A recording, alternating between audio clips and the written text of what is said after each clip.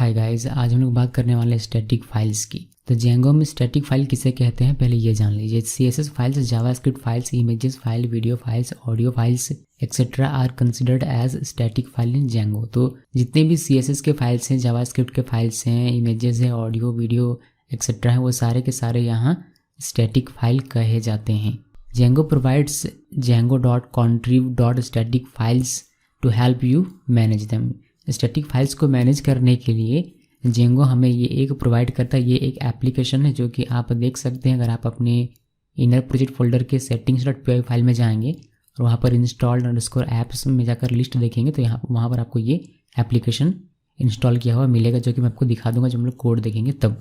बस इसको ध्यान में रखिएगा। Django.contrib.static files collects static files from each of your application and any other places you specify into a single location that can be easily be served in production। तो static files जो है ये collect करता है आपके static files को। Static files ये जो एप्लीकेशन है, ये जो आपको दिया गया है मैनेज करने के लिए, ये क्या करता है, ये आपके स्टैटिक फाइल्स को कलेक्ट करेगा। आप अपना स्टैटिक फाइल्स चाहे एप्लीकेशन में आपने रखा हो या फिर कहीं और रखा हो, उन सभी को ये कलेक्ट करेगा और एक सिंगल लोकेशन में रख देगा, जिससे कि आप इसको ईजिली डिप्लॉय कर सकें, अपने प्रोडक्शन में इसका इस्तेमाल कर सकें। अब बात करते हैं कि किस तरीके से हम लोग स्टैटिक फाइल को क्रिएट कर सकते हैं। स्टैटिक फाइल क्रिएट करने के लिए हमें एक स्टैटिक फोल्डर भी क्रिएट करना पड़ता है। We create static folder inside root project folder. Then inside static folder we create required folders which will contain all static files respectively, like CSS folder will contain all CSS files, image folder will contain all images file and so on। यहाँ लिखा क्या गया है, कैसे create करना है ये समझना हमारे लिए बेहद ज़रूरी है कि स्टैटिक फोल्डर कैसे और कहाँ बनाना है। तो ध्यान दीजिएगा कि हमें एक स्टैटिक नाम का फोल्डर क्रिएट करना है। कहाँ पर? Inside root project folder. तो रूट प्रोजेक्ट फोल्डर हमारा ये वाला है। इसके अंदर आपको एक स्टैटिक नाम का फोल्डर बनाना है, जो कि मैंने यहाँ पर बनाया हुआ है। देन आगे लिखा है, then inside static folder we create required folders which will contain all static files respectively, like CSS folder एक क्रिएट करना है अगर आपको CSS फाइल्स रखने हैं, इमेजेस फोल्डर क्रिएट करना है अगर आपको इमेजेस फाइल रखने हैं। तो यहाँ पर बेसिकली ये कहा जा रहा है कि आप अपने स्टैटिक फोल्डर के अंदर स्टैटिक फाइल्स को रखने के लिए सेपरेटली एक फ़ोल्डर क्रिएट कर लीजिए। मतलब अगर आपको CSS फाइल रखना है तो CSS फाइल के लिए एक फ़ोल्डर क्रिएट कर लीजिए। जैसे कि मैंने यहाँ पर CSS नाम का एक पहले फ़ोल्डर क्रिएट किया, उसके अंदर मैंने अपना CSS का फाइल रखा हुआ है। उसी तरीके से मैंने इमेजेस नाम का एक फ़ोल्डर क्रिएट किया, देन इमेज अपना रखा हुआ है। इससे क्या होगा, इससे हमारा सारा फाइल सेपरेट होगा, जो एक तरह का होगा। मतलब अगर एक से अधिक मेरे पास CSS का फाइल है तो वह CSS फोल्डर के अंदर में रहेगा। अगर मेरे पास एक से अधिक इमेजेस हैं तो वो इमेजेस फोल्डर के अंदर में रहेगा। इसी तरीके से आप यहाँ पर जावास्क्रिप्ट के लिए JS नाम का एक फ़ोल्डर बना सकते हैं और उसके अंदर जावास्क्रिप्ट के फाइल रख सकते हैं। वीडियो के लिए वीडियो नाम का एक फ़ोल्डर बनाकर उसके अंदर सारे वीडियो के फाइल रख सकते हैं। नाम आप कुछ भी रख सकते हैं, बट चूँकि CSS का फाइल है तो हमें CSS फोल्डर रखना चाहिए। इमेजेस रखने वाला तो इमेजेस फोल्डर का नाम रखना चाहिए। इसको थोड़ा सा जूम करके दिखाता हूँ। जूम मीन्स बेटर व्यू में दिखाता हूँ। हमने पहले अपना एक प्रोजेक्ट क्रिएट किया Geeky नाम का। देन इसके अंदर आपको स्टैटिक नाम का एक फ़ोल्डर बनाना है, देन इसके अंदर आपको CSS नाम का फ़ोल्डर बनाना है, जिसके अंदर आप अपने CSS फाइल्स को रखेंगे। देन अगर इमेजेस हैं तो इमेजेस नाम का एक फ़ोल्डर बनाइए, देन इसके अंदर इमेजेस फाइल रखिए। देन आपका टेम्पलेट्स होगा, जो टेम्पलेट्स आप बनाएंगे। जहाँ टेम्पलेट्स का कॉन्सेप्ट हम लोगों ने पहले ही देखा हो, यहाँ पर रिपीट नहीं करेंगे। देन आपका इनर प्रोजेक्ट फोल्डर और आपका manage.py, और अगर कोई एप्लीकेशन है तो वह भी आपका रहेगा। तो बेसिकली यहाँ पर जो हमारा मेन कॉन्सेप्ट है वह यहाँ से यहाँ तक का है। क्या करना है, रूट प्रोजेक्ट फोल्डर में एक फ़ोल्डर बनाना है स्टैटिक नाम का, और इसके अंदर आप अपना जैसे मर्जी वैसे स्ट्रक्चर करके रखिए। आपको ज़रूरी नहीं है कि आप फोल्डर बनाइए, फोल्डर मत बनाइए। डायरेक्ट आप ये दोनों फाइल्स स्टैटिक फोल्डर के अंदर यहीं पर रख दीजिए, वैसे भी काम होगा, लेकिन वो आपका वेल स्ट्रक्चर्ड नहीं होगा। अगर आप बहुत सारे इमेजेस यूज़ करेंगे तो वह CSS खो जाएगा कहीं इमेजेस के बीच में, फिर ढूंढने में आपको प्रॉब्लम होगी। इसीलिए हम लोग क्या करते हैं, सेपरेट फोल्डर्स बनाते हैं सेम टाइप के फाइल्स के लिए। ओके, तो ये स्ट्रक्चर वेल स्ट्रक्चर्ड कहलाता है। तो ये हमने सीखा क्या, स्टैटिक फोल्डर कैसे बनाना है और स्टैटिक फाइल कैसे क्रिएट करना है उसके अंदर में। अगर आपने ध्यान दिया होगा तो हम लोग अपने प्रोजेक्ट फोल्डर के अंदर, यानी कि रूट प्रोजेक्ट फोल्डर के अंदर स्टैटिक फोल्डर बना रहे हैं। तो ये कॉन्सेप्ट हमारा कहलाता है स्टैटिक फाइल इनसाइड प्रोजेक्ट, या फिर static folder inside project. Then हमारा एक कॉन्सेप्ट आएगा स्टैटिक फोल्डर इनसाइड एप्लीकेशन या फिर स्टैटिक फाइल इनसाइड एप्लीकेशन। तो उसको हम लोग बाद में देखेंगे, पहले इसको हम लोग सीख लेते हैं। उसके बाद में आपको एप्लीकेशन के अंदर कैसे बनाना है स्टैटिक फोल्डर वह भी बताऊंगा। बिल्कुल सेम है जैसे हमने टेम्पलेट में बनाया था वैसे ही सेम है इसका भी कॉन्सेप्ट, बट अलग अलग देखेंगे। तो हमें दोनों ही ध्यान में रहेगा। हम लोग जो यूज़ करना चाहें वो बाद में आप अपने जब आप कोडिंग करेंगे तो आप यूज़ कर लीजिएगा। सीख लेते हैं दोनों तीनों। जब आप अपने रूट प्रोजेक्ट फोल्डर के अंदर स्टैटिक फोल्डर बनाते हैं और इसके अंदर स्टैटिक फाइल्स को रखते हैं तो ऐसे केस में आपको settings.py फाइल में क्या चेंजेस करनी पड़ती है, क्या आपको वहाँ पर कोड लिखने की आवश्यकता पड़ती है, वह भी देखना बेहद ज़रूरी है। तो एडिंग स्टैटिक इन settings.py, settings.py कहाँ पर होता है? settings.py फाइल हमारा होता है हमारे इनर प्रोजेक्ट फोल्डर के अंदर में यहाँ पर। तो इस फाइल को आपको ओपन करना है। तो चलिए इस फाइल को ओपन कर लेते हैं। मैंने इस फाइल को ओपन कर लिया।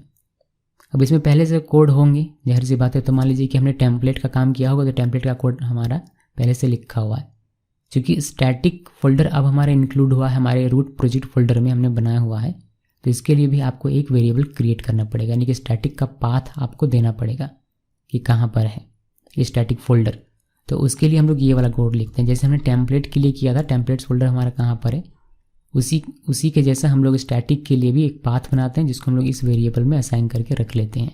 देन पहले से मौजूद कोड जो कि इंस्टॉल्ड ऐप होगा हमारे लिए, जिसमें कोर्स एक हमने ऐप इंस्टॉल किया हुआ है, और भी यहाँ पर रहते हैं बट दिखाने के लिए इतना काफ़ी है। देन टेम्पलेट्स ये भी हमारा रहता है, ये हमें पता है। अभी जो हमें ध्यान में रखना है वह है ये दो चीज़, ये और ये। एक तो ये आपको ध्यान में रखना है कि स्टैटिक अंडरस्कोर URL यहाँ पर ये लिखा हुआ रहेगा, स्टैटिक स्लैश स्टैटिक स्लैश ये रहना चाहिए। प्लस यहाँ जो आपने पाथ के लिए वेरिएबल बनाया हुआ है ये वेरिएबल आपको यहाँ पर लिखना पड़ेगा। उसके लिए आपको ये पूरा कोड अपने settings.py में लिखने की आवश्यकता पड़ेगी, ये पहले से मौजूद नहीं रहता है। तो आपको लिखना है स्टैटिक फाइल्स _dirs।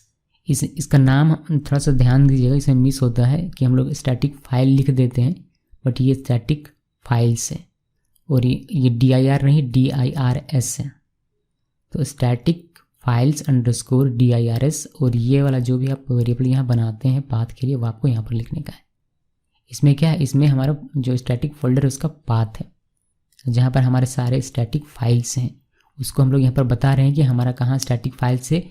यहाँ पर ये क्यों बताया जाता है, ताकि हमारा जेंगो सर्च कर सके कि स्टैटिक फाइल्स कहाँ पर रखे हुए हैं। चलिए हमने स्टैटिक फोल्डर बना लिया, स्टैटिक फाइल्स बना लिया, स्टैटिक फाइल को हमने इंक्लूड भी कर लिया, यानी कि हमने कोड भी उसके रिगार्डिंग लिख लिया अपने settings.py फाइल में। लेकिन अब बारी आती है कि आप स्टैटिक फाइल्स को यूज़ कैसे करेंगे, यानी कि use static files in template files. Static files को टेम्पलेट फाइल्स में यूज़ करने के लिए दो स्टेप आपको फॉलो करने पड़ते हैं। पहला स्टेप है लोड स्टैटिक फाइल्स। आपको सारे स्टैटिक फाइल्स लोड करने होते हैं अपने टेम्पलेट फाइल में। देन जो भी स्टैटिक फाइल आपको यूज़ करना है, जो भी स्टैटिक फाइल आपको इस्तेमाल करना है, उसके लिए रेफरेंस देना पड़ता है। तो ये दो स्टेप आपको फॉलो करने पड़ेंगे अपने स्टैटिक फाइल को अपने टेम्पलेट फाइल में यूज़ करने के लिए। इसका कोड दिखाता हूँ तो आपको अच्छे तरीके से समझ में आएगा। मैं यहाँ पर यूज़ कर रहा हूँ टेम्पलेट्स फोल्डर के अंदर, कोर्स फोल्डर के अंदर एक फ़ाइल है हमारा course1.html, ये वाला फाइल, यानी कि कौन सा, ये हमारा कोर्स नाम का एप्लीकेशन है। इसके अंदर हमने एक टेम्पलेट्स नाम का फोल्डर बनाया है और इसके अंदर में कोर्स नाम का एक फ़ोल्डर है और इसके अंदर एक फ़ाइल है यहाँ पर देखिए course1.html। तो ये वाला फाइल, ये टेम्पलेट फाइल हम लोग यूज़ करने वाले हैं। इसके अंदर कैसे हम लोग स्टैटिक फाइल का यूज़ करेंगे वह मैं आपको दिखाता हूँ एग्जाम्पल में। तो ये तो हमने टारगेट बना लिया कि हमें कहाँ पर लिखने का है किस टेम्पलेट फाइल को, वह मैंने आपको बता दिया। देन आपको अपना HTML का कोड लिखना जैसे आप लिखते हैं। देन आपका पहला स्टेटमेंट होना चाहिए लोड स्टैटिक, यानी कि पहला स्टेप ये वाला। इसके लिए हम लोग ये वाला कोड लिखते हैं। इसमें हम लोग लिखते हैं कर्ली ओपन कर्ली क्लोज के अंदर %, देन स्पेस देकर लोड, स्पेस देकर स्टैटिक लिखना है, देन %, और कर्ली क्लोज। इससे क्या होता है, इससे हम लोग स्टैटिक फाइल्स को लोड करते हैं। ये आपका पहला मतलब शुरू में लिखना, पूरे फाइल के शुरू में आपको ये लिखना है, इसी स्थान पर लिखना है, कहीं और नहीं लिखना है। देन इसके नीचे जैसे आप HTML का कोड लिखते हैं वैसे आप लिखते जाएंगे। देन जहाँ पे आपको स्टैटिक फाइल की आवश्यकता पड़ेगी वहाँ बस आपको उसको रेफरेंस करना है। जैसे कि मुझे यहाँ आवश्यकता थी अपने CSS की, CSS फाइल भी हमारा स्टैटिक फाइल होता है, तो मैंने स्टैटिक टैग यूज़ किया, ये हमारा लोड टैग होता है, जिसे हम लोग टेम्पलेट टैग हम लोगों ने पढ़ा होगा, बहुत सारा टेम्पलेट टैग, इफ़ टैग हमने पढ़ा था, फॉर टैग पढ़ा था, उसी तरीके से ये लोड टैग है और ये स्टैटिक टैग है। तो स्टैटिक टैग का यूज़ करके हम लोग स्टैटिक फाइल का रेफरेंस देते हैं और लोड टैग का यूज़ करके हम लोग स्टैटिक फाइल्स को लोड करवाते हैं। पहले लोड करवाना है, उसके बाद ये अवेलेबल हो जाएगा सब कुछ यहाँ इस फाइल में, देन उसको आप रेफरेंस करवाते हैं। रेफरेंस करने के लिए हम लोग इस तरीके से लिखते हैं, कर्ली ओपन %static लिखना है, देन कोट्स के अंदर सिंगल कोट या डबल कोट के अंदर में आपको CSS, चूँकि हमारा यहाँ CSS फोल्डर का नाम है तो ये फोल्डर का नाम हमने यहाँ पर लिखा हुआ है, देन इसके अंदर style.css है तो style.css का नाम लिखना है।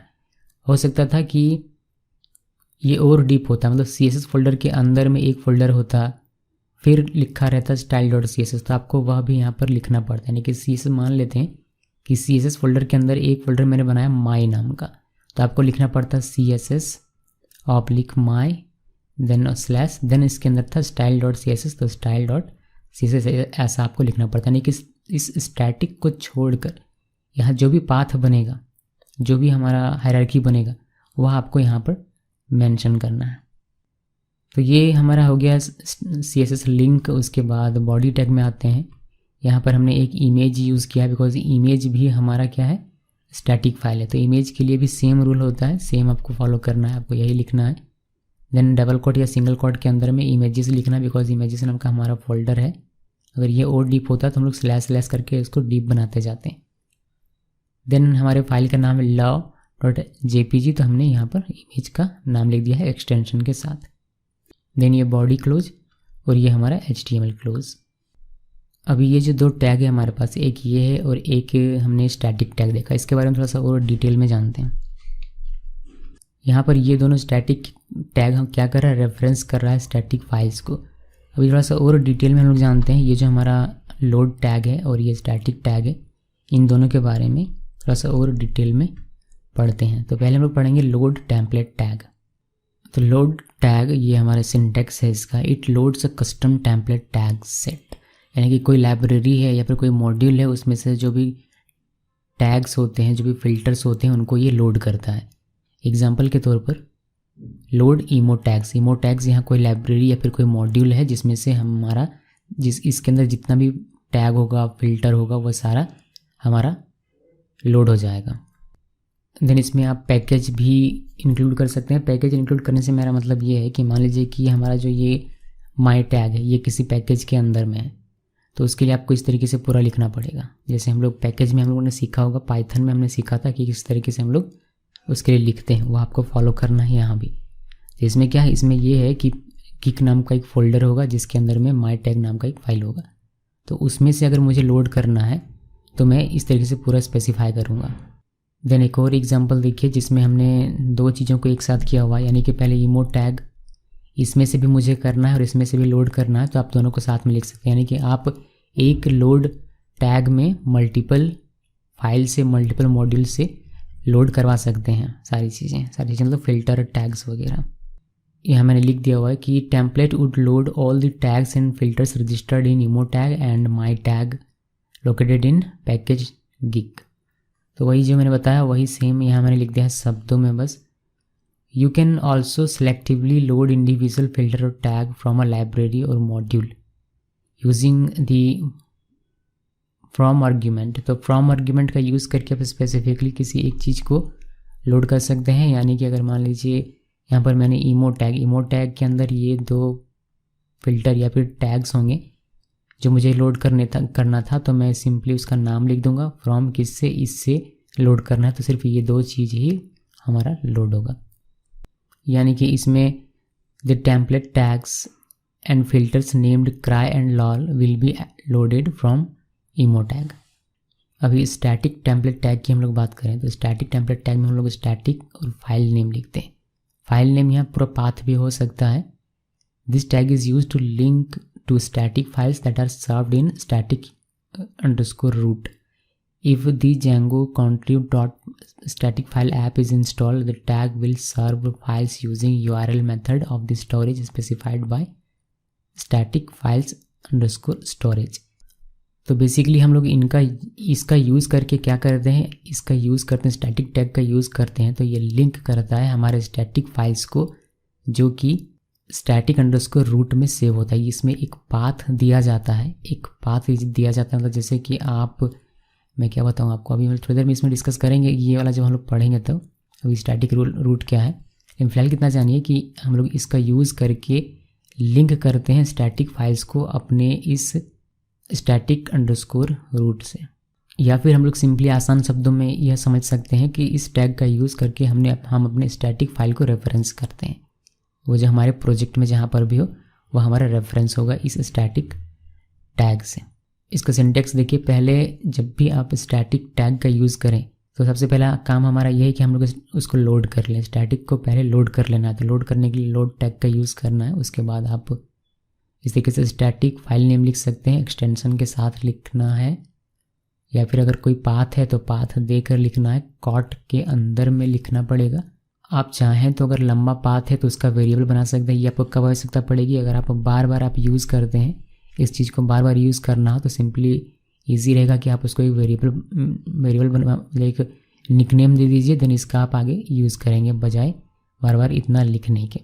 इसका एग्जांपल अभी मैं दिखाऊंगा आपको, देन हम लोग एग्जांपल्स में आते हैं। एग्जांपल्स में पहला एग्जांपल है हमारा जो मैंने लिंक टैग के अंदर में लिखा हुआ है, यहाँ पर ये वाला फोकस कीजिएगा, स्टैटिक लिखा हुआ है, देन मैंने style.css लिखा हुआ है। ये हमारा स्टैटिक फोल्डर के अंदर में डायरेक्ट था, तो हमने कोई पाथ नहीं दिया है, ये डायरेक्ट हमारा style.css है। इसका जो लिंक अगर आप देखेंगे सोर्स फाइल में, चूँकि ये HTML का कोड है, जब सोर्स फाइल में इसका लिंक देखेंगे तो ये आपको दिखेगा static/style.css। तो स्टैटिक यहाँ पर प्रीफिक्स है, और ये स्टैटिक कहाँ डिफाइन होता है, स्टैटिक अंडरस्कोर URL में। तो ये इसका हमारा एक्चुअल लिंक बनता है अगर इसका सोर्स पेज हम लोग देखते हैं, तो जो मैं आपको दिखाऊंगा जब हम लोग कोड करेंगे तब। दूसरा हमारा ये है कि अगर आपका ये जो style.css है ये आपका किसी CSS फोल्डर के अंदर में, फिर किसी भी फोल्डर के अंदर में है, तो उस फोल्डर का नाम आपको लिखना पड़ेगा, देन उसको स्लैश देकर इस तरीके से आगे से लिखना पड़ेगा। उसके बाद एक और एग्जांपल ये वाला देखिए, अगर इमेज के अंदर है तो आपको इमेज के अंदर इस तरीके से लिखना है, इमेज के अंदर भी सेम तरीके से लिखना होता है। अब इमेजेस फोल्डर, यहाँ इमेजेस फोल्डर का नाम लिखा है मैंने, देन हमारा फाइल का नाम है love.jpg।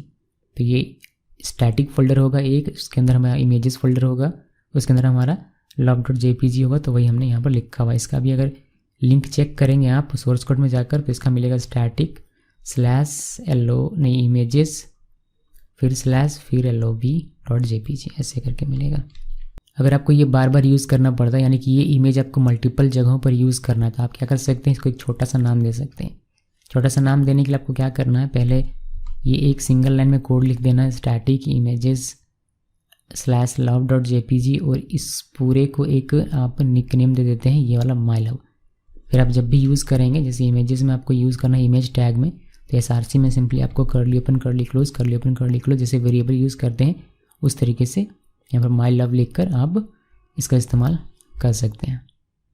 तो ये है कि स्टैटिक टेम्पलेट टैग हमारा क्या होता है और इसको कैसे यूज़ करना है।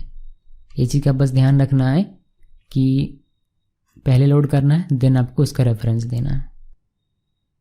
देन नेक्स्ट टेम्पलेट टैग है हमारा get_static_prefix टेम्पलेट टैग। ये टेम्पलेट टैग क्या करता है, we should prefer this static template tag. हमें स्टैटिक टेम्पलेट टैग यूज़ करना चाहिए ज़्यादातर, जहाँ भी हो सके वहाँ पर हमें स्टैटिक टैग ही यूज़ करना चाहिए, जो हमने अभी कुछ देर पहले देखा। लेकिन अगर आपको ज़्यादा कंट्रोल चाहिए कि आप कहाँ पर स्टैटिक URL कहाँ पर टेम्पलेट को इंजेक्ट कर रहा है या फिर कैसे कर रहा है, तो उसके लिए आप इस टैग का इस्तेमाल कर सकते हैं। static_URL URL में क्या होता है हमारा, हम लोगों ने क्या लिखा हुआ अभी मैं आपको सेटिंग्स में दिखा दूँ, वहाँ पर स्टैटिक हमने लिखा हुआ है, तो उसी का ये प्रीफिक्स दे देगा अभी के लिए आपको।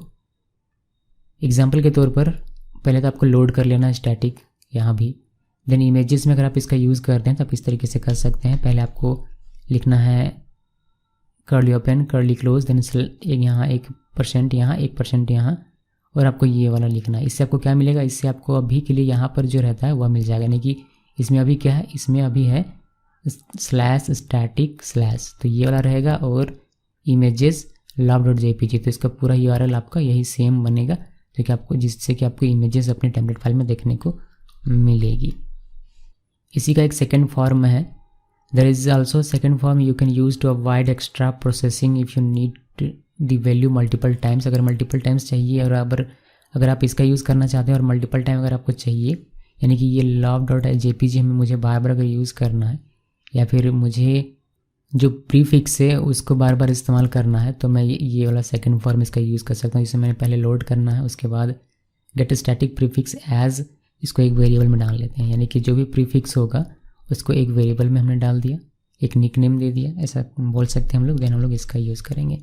जैसे यहाँ पर हमें यूज़ कर देना है वेरिएबल के तौर पर, ये वेरिएबल के तौर पर हमने यहाँ यूज़ किया। देन इमेजेस आपको लिखना है, देन love.jpg लिखना है। ये और ये दोनों एक जैसा हमें लिंक URL जनरेट करके देगा, कोड जनरेट करके देगा बिहाइंड दिस सीन।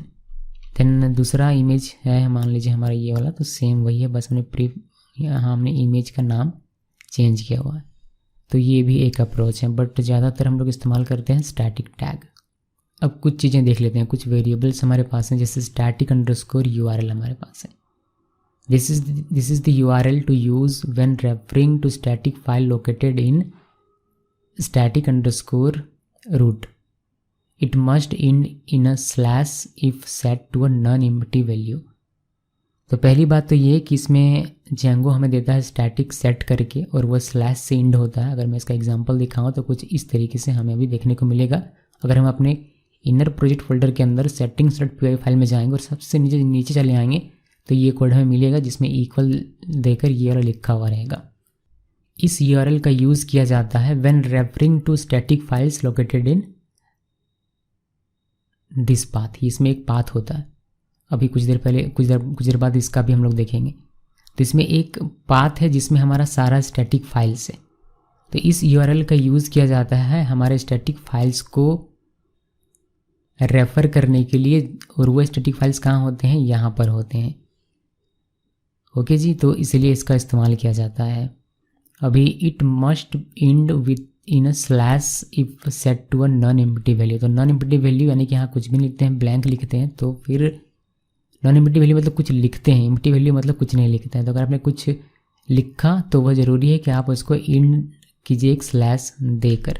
इसका एक और एग्जांपल कुछ इस तरीके से है, जिसमें मैंने लिखा हुआ है स्टैटिक, एक हमारा सब डोमेन है, एक्चुअल साइट की मैं बात कर रहा हूँ।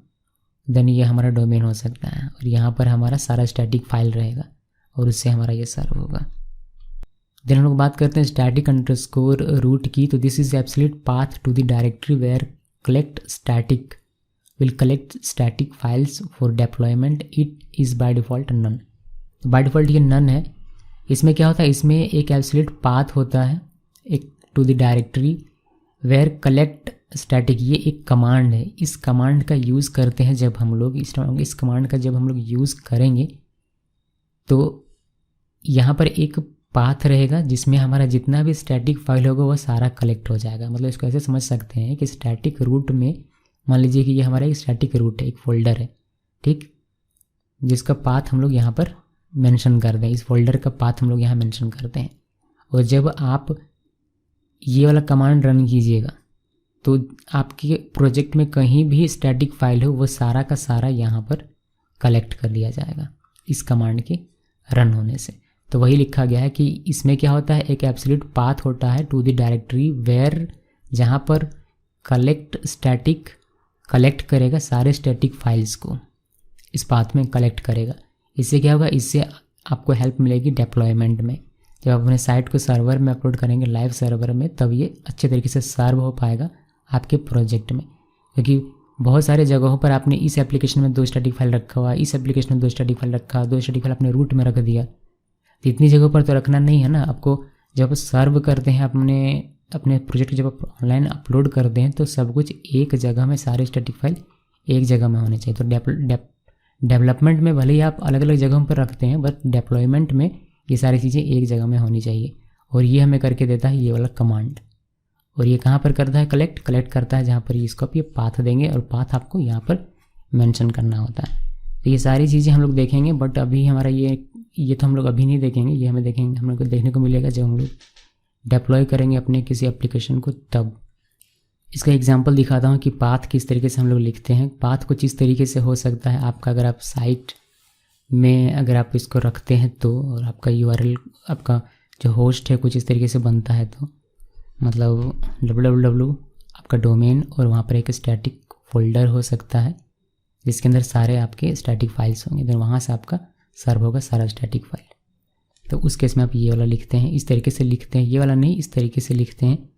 अभी के लिए आप अगर इसको लोकल सर्वर में अगर करेंगे तो आप कुछ इस तरीके से लिख सकते हैं, जहाँ आपको लिखना पड़ेगा कोई भी पाथ जो static at the end static होना चाहिए, मतलब स्टैटिक एक फोल्डर होना चाहिए, कोई भी पाथ हो सकता है यहाँ, देन एक स्टैटिक जाना चाहिए। स्टैटिक मतलब समझ में आ रहा है, C:, मान लीजिए कि मेरा है Django कोड, देन यहाँ पर स्टैटिक इस तरीके से फोल्डर होना चाहिए, यहीं पर सारे आपके चले आएंगे जितने भी स्टैटिक फाइल्स होंगे। तो ये आपको मेंशन करना पड़ता है कहाँ, settings.py में, जो भी हमें करने का सकता नहीं। हम लोग डेवलपमेंट में क्या होता है, डेवलपमेंट में जो Django का सर्वर है, जो रन सर्वर है, जिसको हम लोग रन करके और सर्वर रन करते हैं, वह हमारा ये सारा काम कर देता है, तो उसमें हमें कोई इशू नहीं है। लेकिन जब आप इसको डिप्लॉय करते हैं, यानी कि अपने साइट को जब आप होस्ट करते हैं ऑनलाइन, तब हम लोग वो सर्वर यूज़ नहीं करते हैं जो हमें Django देता है, हम लोग दूसरा सर्वर यूज़ करते हैं। तो उस केस में हमें ये मैनुअली करना पड़ता है, Django हमें करके नहीं देगा। सो डेवलपमेंट में कोई आपको चिंता करने की बात नहीं, सारे काम ईजिली हो जाएंगे। लेकिन डेवलपमेंट के समय आपको ये वाला कमांड रन करना पड़ेगा और इसके लिए एक पाथ डिफाइन करना पड़ेगा, जो मैं आपको बता दूंगा अगर नेसेसरी हुआ तो, वरना देखेंगे कोई अल्टरनेट मिलेगा तो इजी वाला, तो उसको फॉलो करेंगे। क्योंकि क्या पता जब तक हम लोग डेप्लॉयमेंट में जाएं तब तक कुछ नया इसमें फीचर चला है जो इजी हो, तो उसको फॉलो कर लेंगे। नेक्स्ट हम लोग बात करते हैं स्टैटिक फाइल्स _dirs की। This setting defines the additional location to static files app will traverse in the file system finder is enable. Example, if you use the collect static or find static management command or use the static file serving view, it is by default an empty list। तो इसमें क्या कहा जा रहा है, ये वाला हम लोग लिखते हैं अपनी सेटिंग्स में, यहाँ पर हमें डिफाइन करना पड़ता है अपना पाथ। तो ये यहाँ पर जब हम लोग पाथ डिफाइन करते हैं तो उसमें उससे क्या होता है, उससे ये होता है कि हमारा एक एडिशनल लोकेशन माना जाता है। मतलब यहाँ पर आपने अपना स्टैटिक फाइल्स का पाथ रख दिया हुआ है। अब Django क्या करेगा, यहाँ पर आएगा और देखेगा कि यहाँ पर कितने स्टैटिक फाइल्स हैं, उनको ट्रैवर्स करेगा और उनको ध्यान में रखते हुए आपके वेबसाइट को सर्व करेगा। ओके, तो बस इसका इतना ही काम है स्टैटिक फाइल्स _dirs का। This setting defines the additional location, ये एडिशनल लोकेशन डिफाइन करता है। Static files app will traverse, static files app का ही है, पर मैं Django कह रहा हूँ इसको ओवरऑल। तो ये लोग यहाँ पर आएंगे इस एडिशनल लोकेशन में और देखेंगे कि हाँ यहाँ पर एक पाथ दिया गया है, वहाँ पर मुझे जाना है, वहाँ पर स्टैटिक फाइल्स होंगे और उसको मुझे सर्व करने का है। ओके, ये बाय डिफ़ॉल्ट एम्प्टी है, लेकिन इसमें हम लोग अभी वैल्यू लिखेंगे, ये हमारा एक मेजर पार्ट है इस सेशन का। इसका एग्जांपल देखिएगा तो देखिए कुछ इस तरीके से हम लोग लिखते हैं और ये 3 लिख दिया मैंने, यानी कि मुझे 3 एडिशनल लोकेशन चाहिए था जहाँ मेरा स्टैटिक फाइल है, तो मैंने 3 लिखा। अगर आपको एक ही चाहिए तो आप एक ही लिखिए, आपको 2 चाहिए तो 2 लिखिए, जितने चाहिए उतने आप लिखेंगे, लेकिन इस तरीके से आपको पाथ लिखना है। द नेक्स्ट हमारा यहाँ पर एक वेरिएबल है static files _ storage, the file storage engine to use when collecting static files with the collect static management command. तो the file storage engine to use, तो फाइल स्टोरेज इंजन यूज़ करेगा जब collect होगा static files, जब हम लोग collect static command को run करेंगे तब। बाय डिफ़ॉल्ट ये सेट रहता है ये वाला, बस इसका हमें ज़्यादा ध्यान नहीं रखना होता है अभी, तो इसको इतना में ही हम लोग रहने देते हैं। ओवरऑल एक आइडिया आपको मिल गया होगा कि किन किन चीज़ों का हमें यूज़ करना है, किन किन क्या क्या चीज़ इसमें पूरे प्रोसेस में कैसे कैसे काम होती हैं, क्या क्या चीज़ें, जैसे कि स्टैटिक URL में क्या है, स्टैटिक रूट में क्या होता है, स्टैटिक फाइल्स _dirs में क्या हमें करना है, क्यों रखते हैं, ये सारी चीज़ें आपकी क्लियर हो जानी चाहिए, मुझे उम्मीद है ऐसी। अभी की स्टेप्स देख लेते हैं स्टैटिक फाइल और फोल्डर को क्रिएट करने का।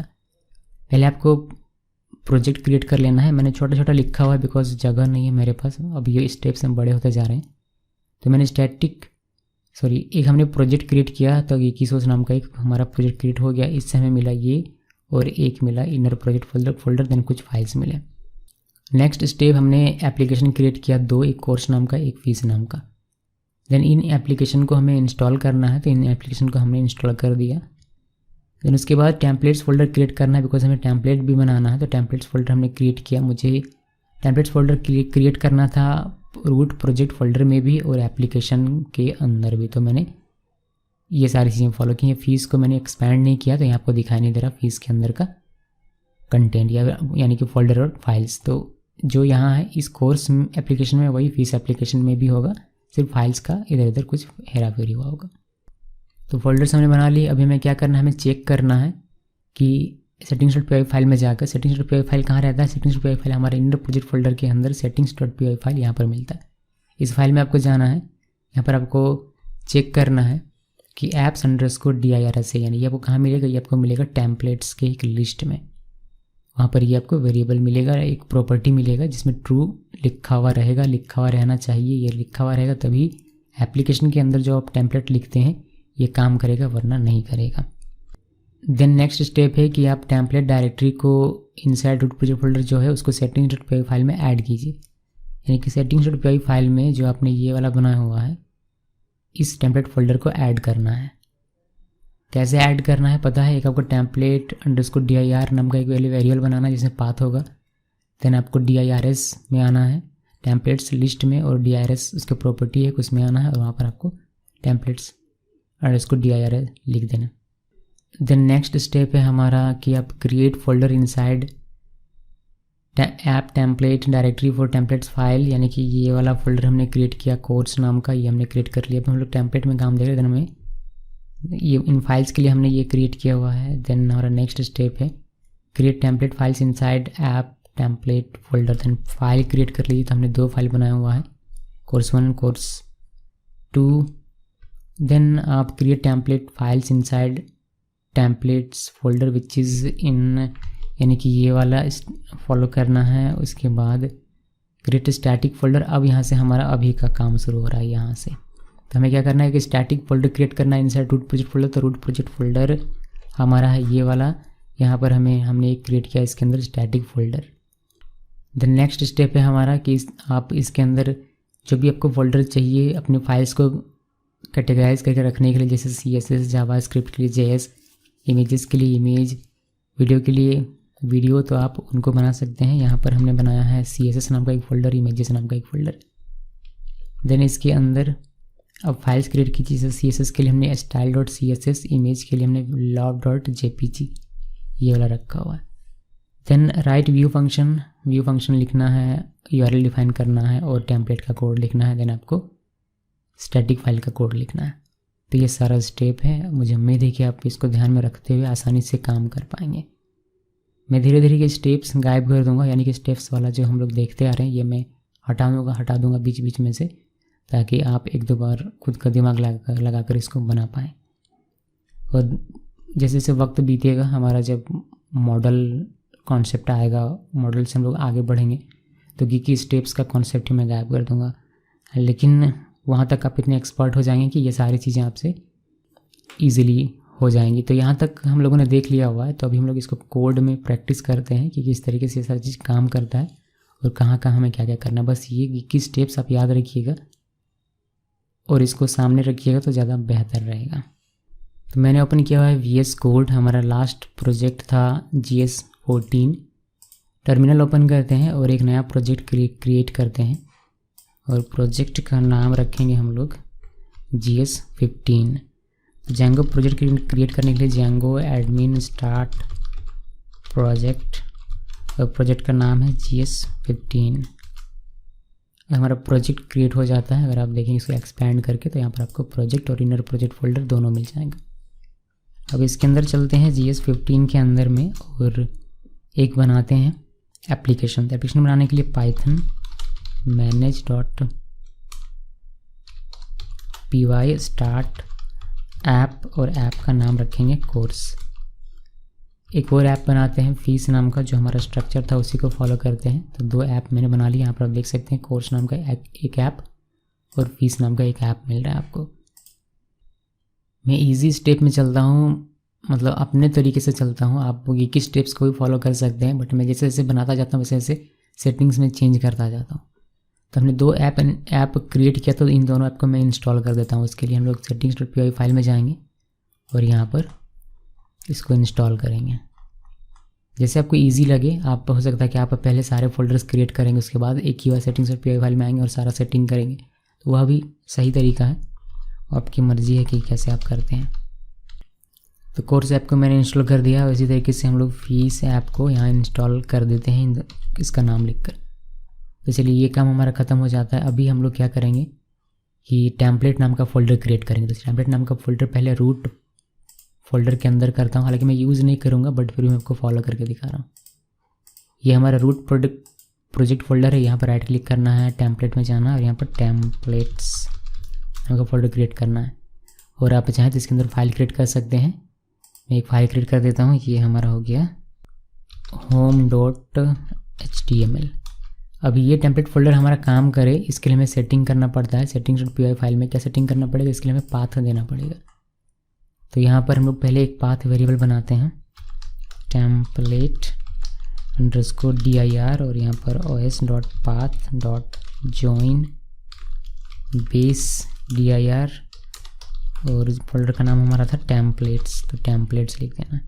इसको सेव कीजिए और ये वाला जो वेरिएबल है इसको कॉपी करना है। कॉपी करने के बाद टेम्पलेट्स में आना है, यहाँ पर टेम्पलेट्स लिस्ट में, और यहाँ पर dirs में इसको पेस्ट कर देना। बस ये हमारा अब रिकॉग्नाइज हो जाएगा जेंगो से। जेंगो इसको देख पाएगा कि हमारा टेम्पलेट यहाँ भी है। तो इसके लिए हमने ये किया हुआ है। अब हम लोग टेम्पलेट फाइल बनाएंगे अपने एप्लीकेशन के अंदर में। तो मेरा एप्लीकेशन है पहला कोर्स, इसके अंदर यहाँ राइट क्लिक करते हैं, न्यू फोल्डर, यहाँ पर टेम्पलेट्स नाम का एक फ़ोल्डर बनाया, और फीस नाम का एक हमारा एप्लीकेशन है, इसके अंदर भी मैं बनाता हूँ न्यू फोल्डर टेम्पलेट्स। तो ये हमने टेम्पलेट्स बना दिया। अच्छा, आपको ये साइड में दिखता है फोल्डर स्ट्रक्चर, क्योंकि ये छोटा छोटा दिखता है। आप HD क्वालिटी में देखिएगा तो मेरे ख्याल से आपको दिखेगा। फिर आपको दिख रहा है तो अच्छी बात है। तो टेम्पलेट्स का यहाँ हमने स्पेल गलत लिखा हुआ है, मैं इसको सही कर देता हूँ, टेम्पलेट्स। तो टेम्पलेट्स हमारा बन गया। अब इन टेम्पलेट्स के अंदर हम लोग एक फ़ोल्डर बनाएंगे। तो इस टेम्पलेट फोल्डर के अंदर में एक फ़ोल्डर बनाना है, कोर्स नाम का। एप्लीकेशन का जो नाम रहता है वही नाम हम लोग इसके अंदर रख देते हैं। इसके अंदर एक फ़ाइल बनाते हैं, course1.html। एक और फाइल बनाता हूँ मैं, course2.html। हालांकि इतना फाइल हम लोग यूज़ नहीं करेंगे, बट मैं चाहता हूँ कि आप इन सब चीज़ों से एकदम फ्रेंडली हो जाएं, इसीलिए मैं इतना काम कर रहा हूँ, इसमें इतनी मेहनत कर रहा हूँ। देन ये जो हमारा फीस एप्लीकेशन है, इसके अंदर जो टेम्पलेट है इसके अंदर भी एक फ़ोल्डर बनाना है, और इसके अंदर फोल्डर हम लोग बनाएंगे जो एप्लीकेशन का नाम है उसी का।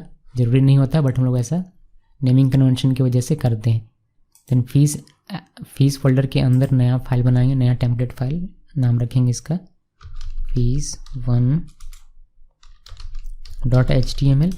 एक और फाइल को मैं क्रिएट कर रहा हूँ, इतना यूज़ नहीं करेंगे जी फाइल, fees2.html। ओके, अभी हमने जो एप्लीकेशन में यहाँ पर बनाया टेम्पलेट, तो ये रिकॉग्नाइज किया जाएगा अगर settings.py में टेम्पलेट्स में ये एप्स dirs ट्रू रहेगा। तो ये ट्रू है तो हमारा ये ऐप्स के अंदर जो हमने टेम्पलेट्स बनाया हुआ है, ये जेंगो समझ पाएगा कि क्या है और मुझे इसके साथ क्या करना है। तो ये सेटिंग्स भी हमने चेक कर लिया कि ट्रू है, सही है। अब हमारा मेन काम हमारा ये कि इस रूट प्रोजेक्ट फोल्डर के अंदर हमें बनाना है क्या, स्टैटिक फोल्डर। तो रूट प्रोजेक्ट फोल्डर में राइट क्लिक करना है, न्यू फोल्डर, और यहाँ पर लिखना स्टैटिक लिख दिया। देन ये स्टैटिक फोल्डर रिकॉग्नाइज कर पाए जेंगो, इसके लिए हमें settings.py फाइल में एक पाथ बनाना पड़ेगा इसका। तो हम लोग यहाँ ऊपर आते हैं, सेम इसी चीज़ को कॉपी कर लेता हूँ मैं, ये वाला जो है इसको कॉपी करते हैं और कुछ नाम चेंज कर देंगे, जैसे कि यहाँ टेम्पलेट dir नहीं, इसको हम लोग स्टैटिक dir नाम देते हैं, और यहाँ पर ये सब सेम रहेगा। यहाँ पर बस हमें इसको चेंज कर देना स्टैटिक। ओके, और ये जो हमारा है इसको हमें कॉपी करना है। कॉपी करने के बाद सबसे नीचे आइए और देखिए ये हमारा पहले से लिखा हुआ है, तो हमें इसकी चिंता नहीं करनी, अगर नहीं लिखा रहता तो हमें इसको लिखना पड़ता। और यहाँ पर आपको एक बनाना है, एक लिस्ट है ये स्टैटिक फाइल्स DIRS इक्वल लिखना है, लिस्ट के लिए स्क्वायर ब्रैकेट क्लोज, और यहाँ पर ये हमें पेस्ट कर देना है, इसको सेव कर देना है। ठीक है, तो हमने ये जो पाथ है हमारा, ये वाला पाथ कहाँ गया ऊपर में, इससे जो हमें पाथ मिलेगा वह इस वेरिएबल में आएगा, देन इस वेरिएबल को हमने वहाँ पर लिखा। आप चाहें तो डायरेक्टली इसको वहाँ पर कॉपी कर सकते हैं, बट हम लोगों ने नीट क्लीन रखने के लिए अपने कोड को हमने ये वाला अप्रोच लिया हुआ है। मैं अगर आपको दिखाऊं कि इसमें हमारा क्या है इस स्टैटिक dir में, तो मैं यहाँ प्रिंट कर देता हूँ, प्रिंट स्टैटिक dir, इसको हम लोग को सेव करते हैं और इसको मैं रन करके आपको दिखाता हूँ। तो इसको रन करने के लिए हमें कहाँ जाना पड़ेगा, हमारा ये है सेटिंग्स रिपेयर फाइल, यानी कि cdgs50 इनर प्रोजेक्ट फोल्डर के अंदर में है। तो इनर प्रोजेक्ट फोल्डर के अंदर आना है, देन पाइथन, ये हमारा सिंपल सा पाइथन फाइल है, तो हमें पाइथन manage.py नहीं है यार, ये settings.py है, और रन कीजिए। देखिए हमें ये वाला पाथ मिल रहा है, ये जो स्टैटिक फोल्डर है इसके अंदर ये वाला पाथ है। ये वाला पाथ मतलब क्या है, देखिए हमारा जेंगो कोड जिसके अंदर हमने अपना प्रोजेक्ट रखा हुआ है वह, देन GS15 हमारा रूट प्रोजेक्ट फोल्डर है, देन उसके अंदर हमारा स्टैटिक फोल्डर है, तो वह वाला पाथ यहाँ पर दिया गया। अब इसके अंदर हमारा सारा स्टैटिक फाइल होगा, तो उसको रिकॉग्नाइज करेगा, यानी कि इस पाथ में आएगा जेंगो और सारे स्टैटिक फाइल्स को कलेक्ट कर पाएगा, इसीलिए हमें ये पाथ यहाँ पर लिखना पड़ता है। ये एक एडिशनल लोकेशन है हमारे स्टैटिक फाइल्स को रखने का। ओके जी, क्लियर। यही हम लोग थ्योरी में वहाँ पढ़ रहे थे, बट वहाँ हमें समझ में नहीं आ रहा था, बट मुझे उम्मीद है कि यहाँ ये प्रिंट देखने के बाद आपको ईजिली समझ में आ गया होगा। अब ये जो हमारे स्टैटिक अंडरस्कोर URL ये हमारा प्रीफिक्स होगा हर एक स्टैटिक फाइल के लिए, यानी कि अगर इमेज है तो static/image, अगर CSS है तो static/CSS, मतलब CSS का जो भी नाम होगा वह भी होगा साथ में। अभी मैं आपको दिखाऊंगा, इसको हम लोग यूज़ करते हैं उसके बाद। तो पहले इससे बाहर आ जाता हूँ, वरना ये मैं यहीं पर रन कर दूँगा। सारी सेटिंग्स वगैरह हो गई हैं, हमें यहाँ पर कुछ भी नहीं करना है, और ना तो हमें स्टैटिक अंडरस्कोर रूट डिफाइन करना है, और वो सब सारी चीज़ें हमें नहीं करनी है। अभी डेवलपमेंट में हमें वो सब कुछ नहीं करना है। हम लोग क्या करेंगे, अब सीधा हम लोग अपना स्टैटिक फोल्डर आएंगे यहाँ पर और अपना एक फ़ाइल क्रिएट करेंगे। तो फाइल में क्रिएट ना करके मैं पहले एक फ़ोल्डर बनाता हूँ, क्योंकि इसमें मल्टीपल CSS फाइल हो सकती हैं। तो मैंने CSS नाम का एक फ़ोल्डर बनाया, और इस CSS फोल्डर के अंदर में एक CSS फाइल रखूँगा style.css, और भी फाइल हो सकती हैं जैसे custom.css, या फिर बूटस्ट्रैप यूज़ करेंगे तो बूटस्ट्रैप का बहुत सारा CSS का फाइल रहेगा। और इसके इस स्टैटिक फोल्डर के अंदर एक और फोल्डर बनाता हूँ मैं इमेजेस, और इस इमेज के अंदर मैं 2 इमेजेस रखता हूँ। मैंने इमेज कॉपी करके पहले से रखा हुआ था। ये कहाँ पर है मेरा, हम लोग चलते हैं वहाँ पर उस लोकेशन पर। देखिए वो हमारा C ड्राइव के अंदर, यहाँ हमारा जेंगो कोड, यहाँ पर GS15, यहाँ पर देखिए हमारा स्टैटिक फोल्डर के अंदर इमेजेस फोल्डर है। तो ये हमारा अभी खाली है, यहाँ पर मैं 2 इमेजेस कॉपी कर लेता हूँ। मैंने 2 इमेजेस यहाँ कॉपी पेस्ट कर ली। ये इमेजेस मैंने डाउनलोड की है pixabay.com से, जो कि कॉपीराइट फ्री है, कोई भी इसमें एट्रीब्यूशन रिक्वायर्ड नहीं है। आप चाहें तो पिक्साबे से इन इमेजेस को जाकर डाउनलोड कर सकते हैं फ्री में, इसमें कोई कॉपीराइट का इशू आपको नहीं मिलेगा।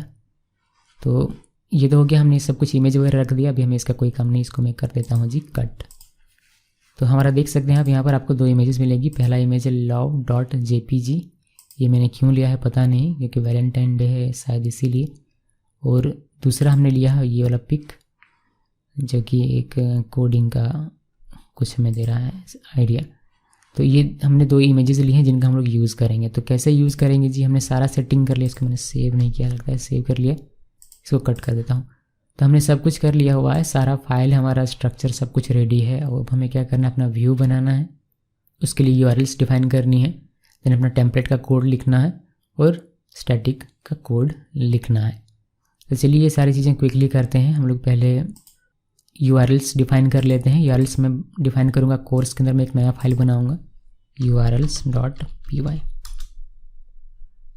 देन फीस के अंदर एक हम लोग फाइल बनाएंगे urls.py। ये सारी चीज़ें पुरानी कॉन्सेप्ट है, ये सब कुछ मैंने पहले ही बताया कि क्यों ये फाइल बनाया जाता है, इसके अंदर क्या कोड लिखना है। मैं क्विकली इसमें कोड लिखता हूँ, आपका बिना समय गवाए। मैंने कोर्स के अंदर जो url.py फाइल बनाया उसमें ये वाला लिख दिया हुआ है। अभी ये एरर बता रहा है बट ये ठीक हो जाएगा बिकॉज हमने व्यू फंक्शन नहीं लिखा हुआ इसीलिए बता रहा है।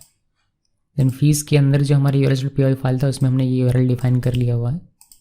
देन हमने हमारा जो मेन url.py फाइल है जो कि इनर प्रोजेक्ट फोल्डर के अंदर रहता है, यहाँ पर ये इनर प्रोजेक्ट फोल्डर है, इसके अंदर में है, वहाँ पर हमने उनके लिए इंक्लूड लगा दिया हुआ है।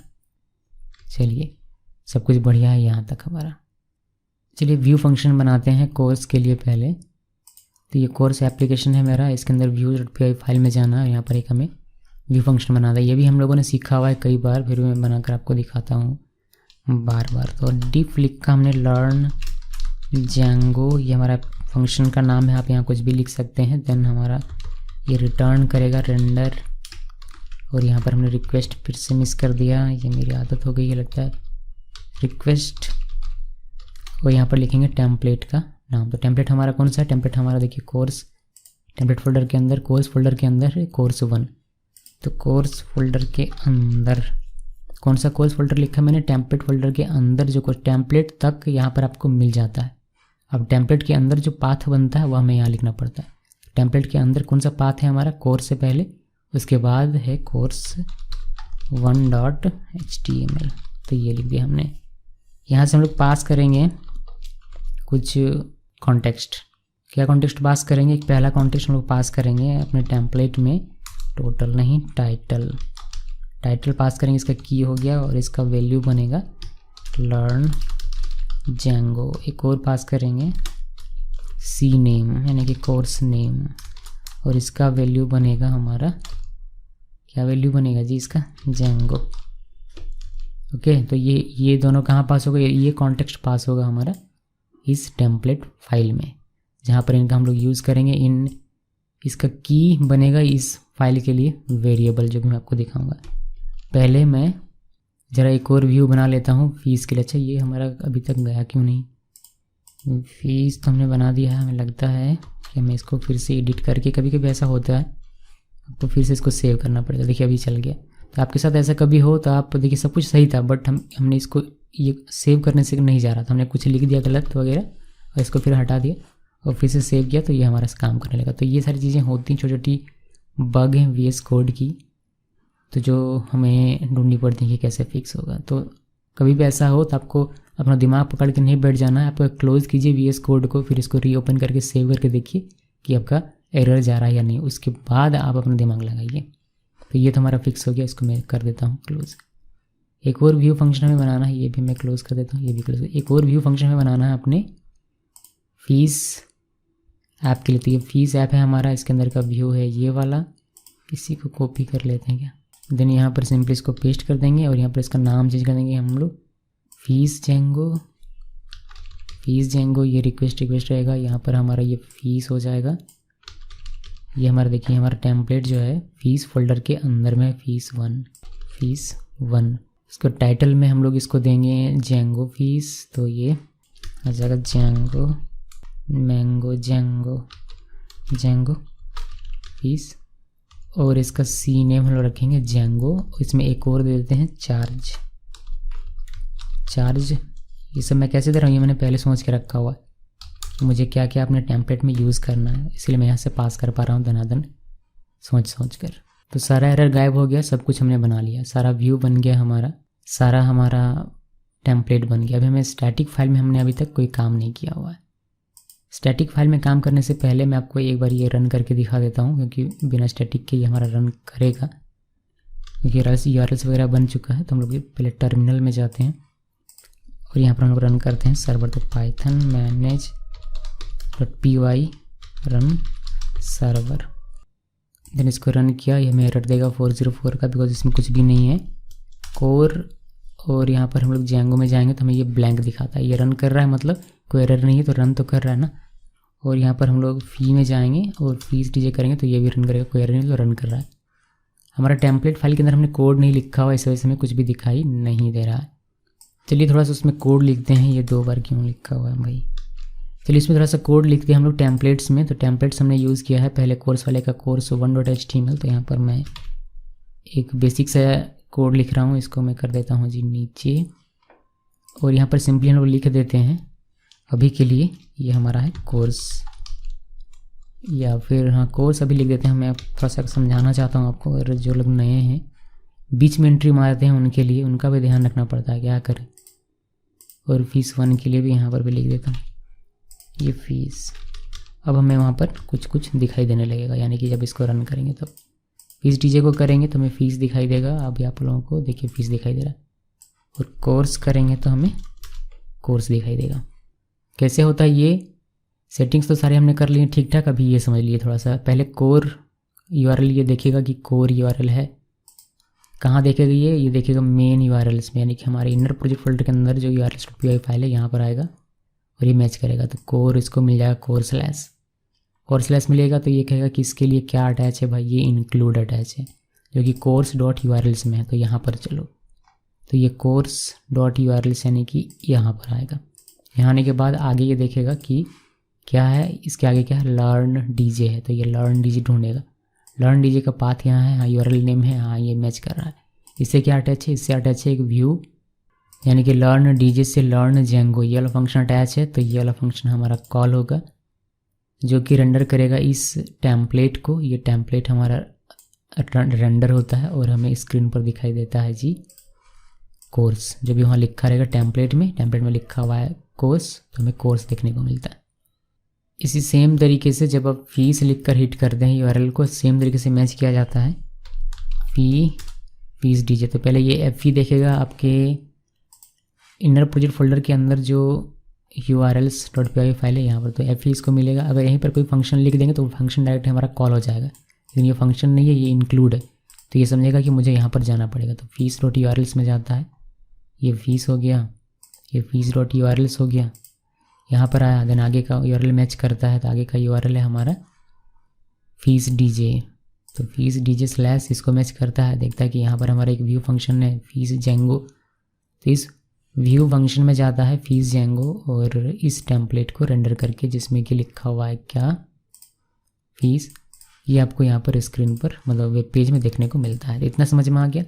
अभी ये हमारा सादा है, सफ़ेद है। अभी हमने जो कॉन्टेक्स्ट पास किया है उसका पहले हम लोग यूज़ करेंगे। तो ये वाला हमारा है कोर्स ऐप के लिए व्यू फंक्शन। यहाँ से हम लोग पास करेंगे अपना जो भी हमारा कॉन्टेक्स्ट है, ये जाएगा कहाँ, इस टेम्पलेट के पास। तो कोर्स 1 में हम लोग इन कॉन्टेक्स्ट का यूज़ करेंगे। तो यहाँ का की इस टेम्पलेट का वेरिएबल बनता है, ये हम लोग को पता है। टाइटल हम लोग कहाँ लिखते हैं जी, टाइटल हम लोग लिखते हैं यहाँ पर, तो हम लोग यहाँ पर इसको लिखेंगे उस वेरिएबल को जो कि हमें व्यू से मिल रहा है। तो यहाँ पर हम लोग लिख देंगे सिंपली टाइटल। तो टाइटल हमारा फंक्शन हमें पास करेगा। अब हार्ड कोडेड नहीं है ये, जो भी फंक्शन हमारा कॉल होगा उससे जो टाइटल आएगा वो टाइटल यहाँ पर मेंशन होगा और वेब पेज में दिखाई देगा। देन आगे का कोड यहाँ लिखता हूँ मैं, एक H2 में बना रहा हूँ। यहाँ पर मैं लिखूँगा स्टार्ट लर्निंग, और इसका हार्ड जेंगो लिखना है मुझे, बट हार्ड कोड करने के बजाय मैं यहाँ लिख दूँगा सी नेम। जैसे कि अगर इसको ये डायनेमिक रहेगा तो आज सी नेम जेंगो है तो कल पाइथन भी हो सकता है कोर्स 1 में। तो सी नेम से मैंने यहाँ जेंगो पास किया, तो जेंगो यहाँ पर चलाएगा। उसके बाद मुझे यहाँ इमेजेस रखनी है, तो एक इमेज रखना है जो पिक 1 वाला है मेरा। पिक 1 में जो इमेज है मेरा, जो कि ये जेंगो है, प्रोग्रामिंग लैंग्वेज जैसा दिख रहा है, तो मेरा जो स्टैटिक है उसको करना है। बट उसको करने से पहले उसको हम लोग थोड़ी देर में करेंगे, स्टैटिक को इंक्लूड इसमें। पहले बस इतना कर लेते हैं कि हमारा वेरिएबल रेंडर हो रहा है या नहीं, इसको चेक कर लेते हैं। तो कोर्स में जाकर देखते हैं, यहाँ से टाइटल आ रहा है, टाइटल क्या आ रहा है, लर्न जेंगो। तो टाइटल हमारा लर्न जेंगो होना चाहिए। और यहाँ से सी नेम आ रहा है जेंगो, तो सी नेम हमारा जेंगो होना चाहिए। सेव किया, इसको सेव करने के बाद इसको कोर और लर्न जेंगो, देखिए यहाँ आपको टाइटल में लर्न जेंगो दिखाई दे रहा है और यहाँ पर हमारा जेंगो डायनेमिक तरीके से सी नेम में दिखाई दे रहा है। तो ये तो बढ़िया काम कर रहा है। अभी हम लोग स्टैटिक फाइल इसमें इंक्लूड करेंगे, स्टैटिक फाइल हम लोग यूज़ करेंगे। मुझे क्या चाहिए, मुझे पहले इमेजेस चाहिए, तो इमेजेस मैं यूज़ करना चाहता हूँ। तो कैसे करूँगा, इमेजेस हमारा कहाँ, इमेजेस हमारा स्टैटिक फोल्डर के अंदर, इमेजेस फोल्डर के अंदर 2 इमेज है, बट मुझे एक इमेज यूज़ करना है पिक 1। तो उसके लिए पहले हमें HTML में क्या करना पड़ता है, AMG टैग यूज़ करना पड़ता था। AMG टैग मैंने लिख दिया। अब SRC में हम लोग पाथ लिखते हैं, जो भी इमेज का पाथ होता है।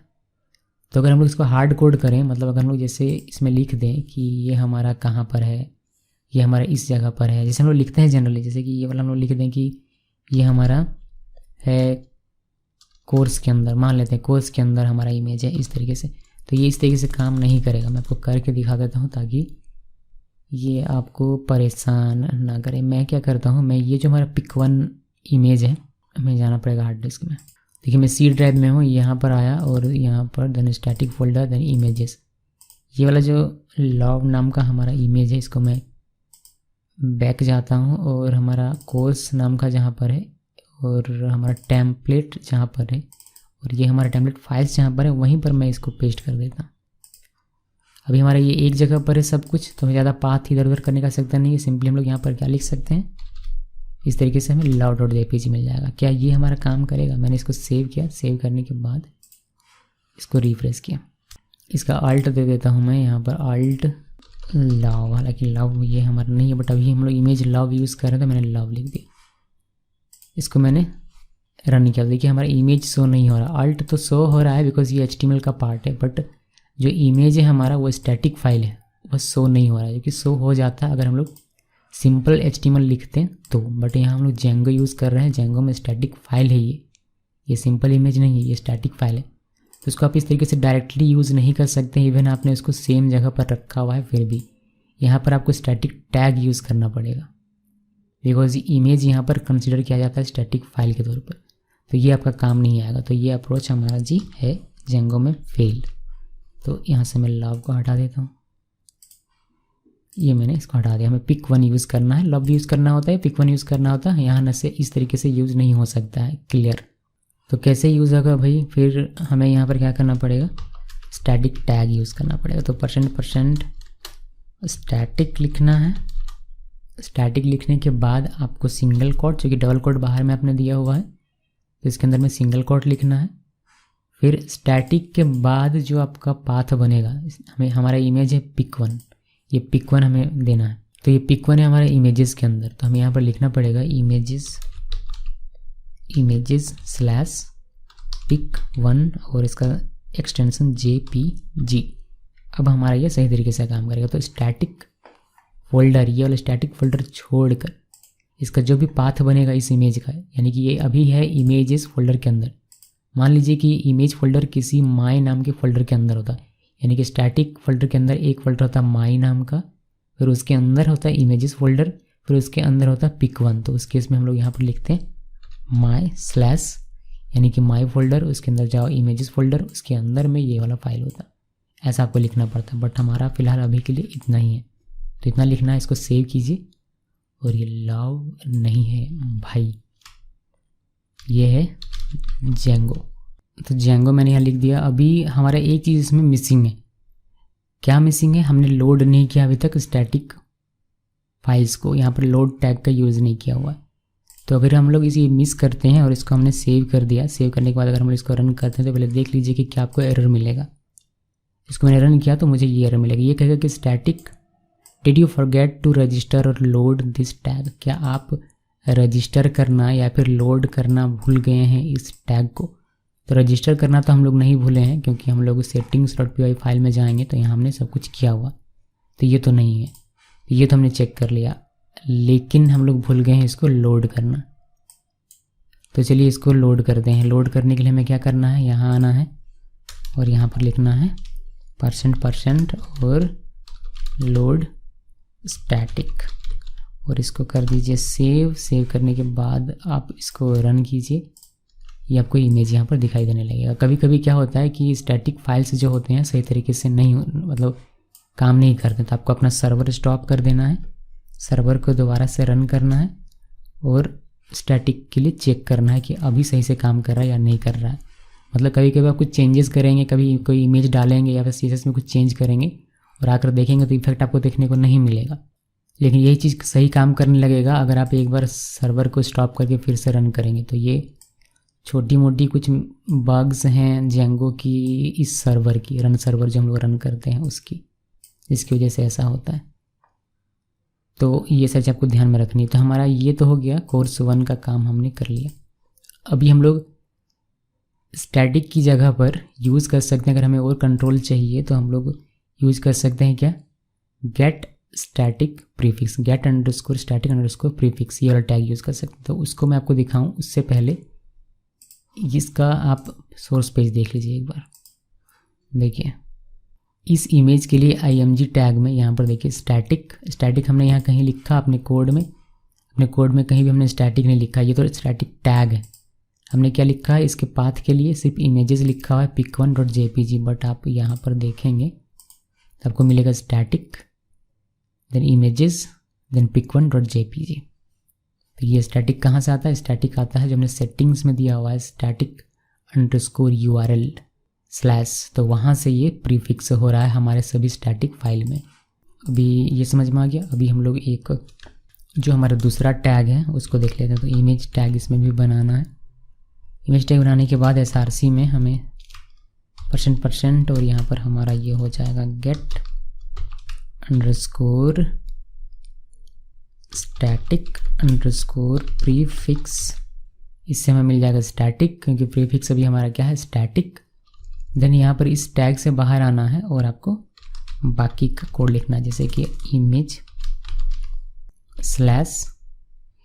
इमेजेस / pic1.jpg और इसको कीजिए सेव करने के बाद यहाँ पर लिख देता हूँ मैं इसका भी जेंगो, ताकि अगर इमेज ना दिखाई दे तो हमें कम से कम वो तो पता चले कि इमेज हमारा दिखाई नहीं दे। तो pic1 मैंने इसको सेव किया। सेव करने के बाद इसको रन करेंगे।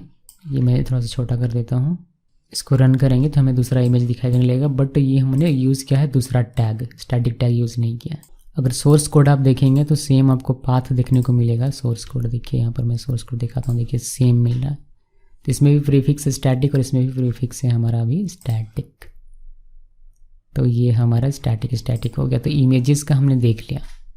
अभी CSS यूज़ करना, तो CSS कैसे यूज़ करेंगे, CSS यूज़ करने के लिए आप क्या करते हैं, HTML में लिंक टैग यूज़ करते हैं। तो आपको लिंक टैग लिखना है, लिंक टैग, और href में हम लोग लिखेंगे स्टैटिक टैग का यूज़ करते हुए। डायरेक्ट लिंक करेंगे तो काम नहीं करेगा, हमें स्टैटिक फाइल के लिए स्टैटिक टैग यूज़ करना है। उसके बाद यहाँ पर स्टैटिक लिखना है, देन सिंगल कॉट के अंदर में CSS फाइल, CSS फोल्डर के अंदर में हमारा style.css, तो ऐसे लिखना है। सेव करना है। सेव करने के बाद हमने यहाँ CSS में कुछ लिखा हुआ नहीं है तो वो दिखेगा नहीं। देखिए हमारा style.css यहाँ पर है, तो ये वाला हमने यहाँ पर मेंशन किया हुआ है कि CSS फोल्डर के अंदर style.css, बाकी इधर प्रीफिक्स में हमारा स्टैटिक रहेगा। तो ये इसको मैच कर लेगा, ढूंढ लेगा। अभी इसमें हम लोग लिखते हैं कुछ कोड।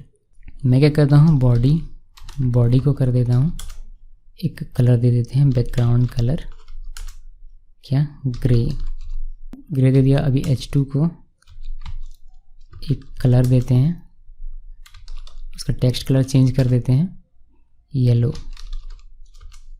इसको सेव किया। सेव करने के बाद अभी हमारा ये सब कुछ वाइट आ रहा था, बैकग्राउंड कोई कलर नहीं था और हमारा ये वाला ब्लैक कलर था बाय डिफ़ॉल्ट।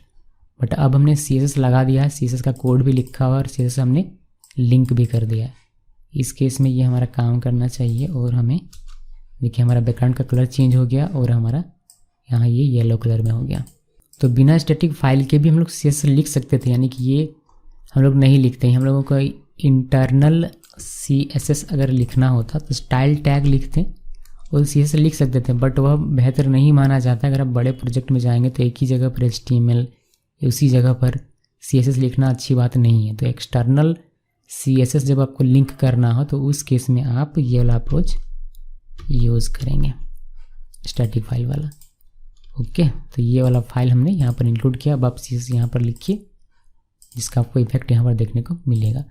तो इमेज हमने देख लिया CSS, तरीका बिल्कुल सेम है दोनों का ही। बस ध्यान रखना कि पहले लोड करना है, देन आपको स्टैटिक टैग यूज़ करना है। मैं आपको जावास्क्रिप्ट का एक एग्जांपल दिखा देता हूँ छोटा सा।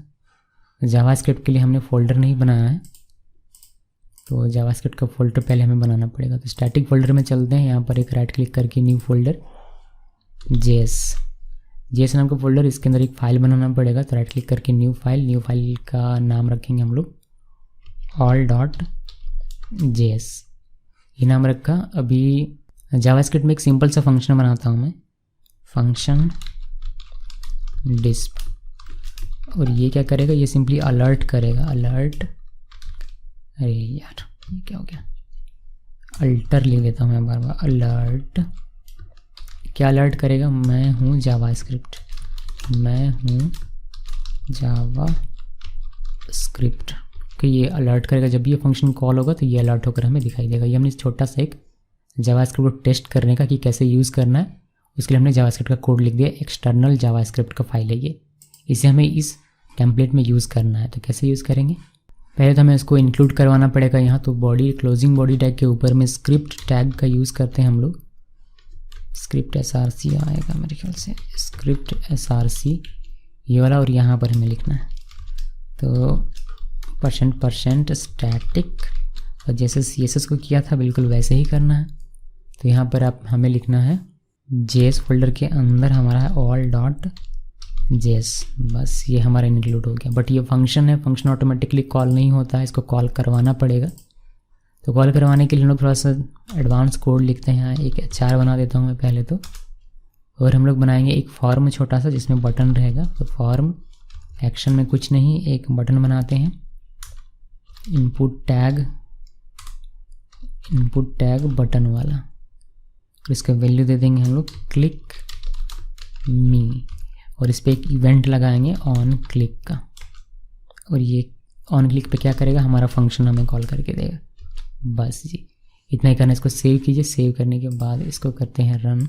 लेकिन नीचे हमारा यहाँ बटन आ गया, अगर आपको दिखाई नहीं दे रहा तो मैं जूम कर देता हूँ, हद से ज़्यादा जूम हो गया। देखिए यहाँ बटन है क्लिक मी, जिसे यहाँ क्लिक करेंगे आपको यहाँ अलर्ट होकर दिखाई देगा मैं हूँ जावास्क्रिप्ट। तो हमारा जावास्क्रिप्ट भी काम कर रहा है इस तरीके से। क्लिक में क्लिक कीजिए, मैं हूँ जावास्क्रिप्ट। तो ये हो गया हमारा स्टैटिक फाइल। जब जावास्क्रिप्ट हो तो उसको कैसे यूज़ करना है उसका तरीका। पहले इंक्लूड कीजिए, देन जो भी फंक्शन है उसको कॉल कीजिए। तो हमने जावास्क्रिप्ट में पढ़ा हुआ, यहाँ तो बस हमें ये देखना था, ये टैग बस। उसी तरीके से वीडियो हो तो वीडियो को करना है, बस उसका आपको फोल्डर नेम और जो उस फाइल का नाम रहेगा वह करना है। ऑडियो हो तो ऑडियो करना है। अगर आप बूटस्ट्रैप यूज़ करते हैं तो CSS जैसे कर रहे हैं वैसे करना है। अगर आप फॉन्ट ऑसम यूज़ करेंगे तो उसके लिए भी सेम तरीका होगा। तो जितने भी स्टैटिक फाइल्स आते हैं सभी का यूज़ करने का तरीका बिल्कुल सेम है। वैसे तो यहीं पर हमारा कॉन्सेप्ट ख़त्म हो जाता है, लेकिन मैं थोड़ा सा और आगे बढ़ रहा हूँ। आगे बढ़कर मैं क्या करता हूँ, ये जो हमारा फीस 1 है यहाँ पर थोड़ा सा यूज़ कर लेते हैं, बिकॉज हमने यहाँ इतनी सारी चीज़ें लिखी हुई हैं बट इसका इस्तेमाल नहीं किया। तो पहले टाइटल है तो टाइटल इसका चेंज कर देते हैं। यहाँ से डॉक्यूमेंट की जगह पर ये वेरिएबल के तौर पर आएगा। तो curly open curly close, curly open curly close, और यहाँ पर ले देंगे टाइटल। ओके, टाइटल के बाद हम लोग यहाँ पर बनाएंगे एक H2, यहाँ पर लिख देंगे पहले कोर्स का नाम। तो कोर्स का नाम है हमारा वेरिएबल में आ जाएगा, तो सी नेम में है। इसका फीस ये टेक्स्ट के तौर पर है, और फीस हमने दिया हुआ है चार्ज में। अभी मैं आपको दिखाता हूँ, चार्ज में लिखा हुआ देखिए। टाइटल हमारा ये वाला की है जो कि यहाँ वेरिएबल बनेगा, जिसमें मिल जाएगा जेंगो फीस। देन सी नेम में जेंगो है तो ये हमारा यहाँ पर चलाएगा सी नेम की जगह पर, और हमने चार्ज लिखा हुआ है 300, तो ये 300 यहाँ पर चलाएगा। तो वेरिएबल्स का काम तो हमने कर लिया। मैंने इसको सेव किया। सेव करने के बाद अगर हम लोग फीस इसको देखेंगे तो हमें ये दिखाई देगा। देखिए हमारा टाइटल है, यहाँ पर जेंगो फीस, और यहाँ पर हमारा जेंगो फीस 300। ये जेंगो हमारा सी नेम से, ये 300 हमारा चार्ज से। अब हमें ये रूखा सूखा सा लग रहा है, तो इसमें हम लोग स्टैटिक फाइल यूज़ करेंगे, यानी कि दो यहाँ पर हम लोग इमेजेस लगाएंगे और CSS अप्लाई करेंगे और जावास्क्रिप्ट भी। तो सेम तरीका है, जल्दी से करते हैं। पहले लिंक टैग लिखना है, और यहाँ पर हम लोग इस तरीके से नहीं लिखेंगे, बल्कि यहाँ पर हम लोग लिखेंगे क्या, यहाँ लिखेंगे हम लोग स्टैटिक। देखिए हम लोगों ने अभी भी नहीं लिखा, लोड नहीं किया, याद रखिएगा कि हमने लोड नहीं किया हुआ है। स्टैटिक लिखना है, स्टैटिक, और CSS के अंदर में तो कॉट्स देन CSS, और यहाँ पर लिखना है आपको style.css। ये हो गया हमारा CSS अप्लाई हो गया। इसको सेव किया। सेव करने के बाद इसको रिफ्रेश करेंगे तो हमें ये ओके, हमने लोड नहीं किया है, हमें एरर मिल रहा है।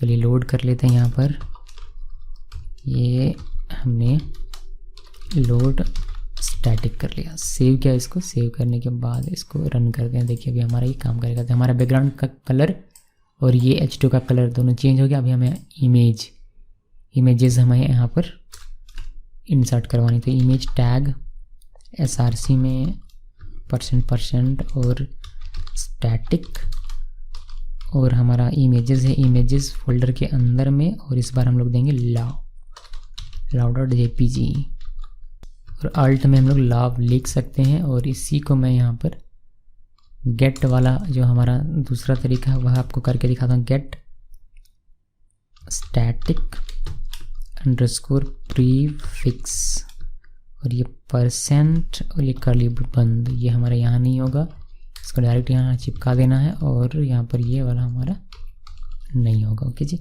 सेव कीजिए। और हमारा ये दोनों इमेजेस यहाँ पर सही तरीके से काम करना चाहिए होपफुली। ये हमारा काम नहीं करेगा। एक बार हम लोग इसका सोर्स पेज देखते हैं कि क्या इशू है।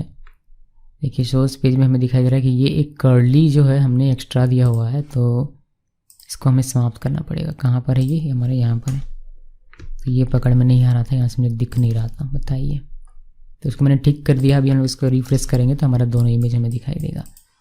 ओके, अभी अगर आपको जावास्क्रिप्ट भी इसमें देखना है तो जावास्क्रिप्ट को पहले इंक्लूड कर लेते हैं। इसके लिए हम लोग स्क्रिप्ट टैग यूज़ करते हैं, और यहाँ पर वही स्टैटिक यूज़ करना है, स्टैटिक। देन यहाँ पर आपको लिखना है JS, फोल्डर के अंदर है हमारा all.js।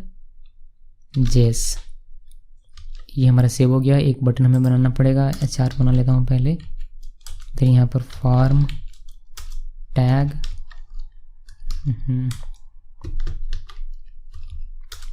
देन यहाँ पर इनपुट बटन, और वैल्यू लिख देंगे क्लिक मी, और इवेंट होगा हमारा ऑन क्लिक। क्या करेगा ये? कॉल करेगा एक डिस फंक्शन को। मैंने सेव किया। इसको सेव करने के बाद इसको हम लोग करेंगे जी रिफ्रेश। क्लिक मी, मैं हूँ जावास्क्रिप्ट, यहाँ भी ये काम कर रहा है। और इसका हम लोग अगर सोर्स पेज देखें, देखिए मैं आपको दिखाता हूँ। देखिए ये वाला, तो आप देखेंगे स्टैटिक सभी में प्रीफिक्स होकर आता है, और बाकी का जो पाथ है वो जैसे कि JS फोल्डर के अंदर है। तो JS फोल्डर के अंदर all.js, इमेजेस फोल्डर के अंदर love.jpg, CSS फोल्डर के अंदर style.css। तो ये सारी चीज़ें देखने को मिलती हैं। तो गाइस ये था कंप्लीट इसमें बात कि आप किस तरीके से यूज़ करेंगे स्टैटिक फाइल्स को, स्टैटिक फोल्डर को। कब? जब आप स्टैटिक फोल्डर बनाते हैं अपने प्रोजेक्ट फोल्डर के अंदर, यानी कि अपने रूट प्रोजेक्ट फोल्डर के अंदर जब आप स्टैटिक फोल्डर और फाइल्स बनाते हैं, तब उसके लिए क्या सेटिंग करनी पड़ती है और उसको कैसे यूज़ करना है, ये हमने देखा। इसको ध्यान में रखिएगा। एक नया प्रोजेक्ट मैं अब बना कर चलूँगा GS16, जिसमें इतना काम किया हुआ रहेगा। उसमें बस मैं आपको बताऊँगा कि आप किस तरीके से, इतना मतलब ज़्यादा से ज़्यादा काम किया हुआ रहेगा। सिंपली हम लोग बात करेंगे कि आप किस तरीके से स्टैटिक फोल्डर को एप्लीकेशन के अंदर बनाएंगे और उसमें क्या चेंजेस करनी पड़ेगी settings.py फाइल में, वह डिस्कस करेंगे। पूरा शुरू से हम लोग अब लेकर नहीं चलेंगे कि शुरू से प्रोजेक्ट बनाया, फिर एप्लीकेशन बनाया, फिर URLs लिखा, वैसा हम लोग नहीं करेंगे क्योंकि बहुत ज़्यादा समय जाता है। 1 घंटा 2 घंटा का वीडियो बन रहा है।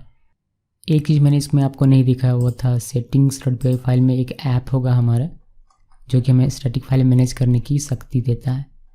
शक्ति, देखिए ये वाला ऐप। तो ये जेंगो के अंदर, कॉन्ट्रिब के अंदर स्टैटिक फाइल्स नाम का एक ऐप है, जिसको यहाँ पर इंस्टॉल किया गया है, और यही ऐप हमें स्टैटिक फाइल को मैनेज करने के लिए सारे फीचर्स प्रोवाइड करता है। ये सारे हम लोग ऐप्स देखेंगे धीरे धीरे। अभी तो हमने सिर्फ ये वाला देखा हुआ कि इसका क्या यूज़ होता है। ओके गाइस, तो ये था हमारा स्टैटिक फाइल्स को कैसे आप क्रिएट करेंगे और उनको कैसे यूज़ करेंगे। Thanks for watching.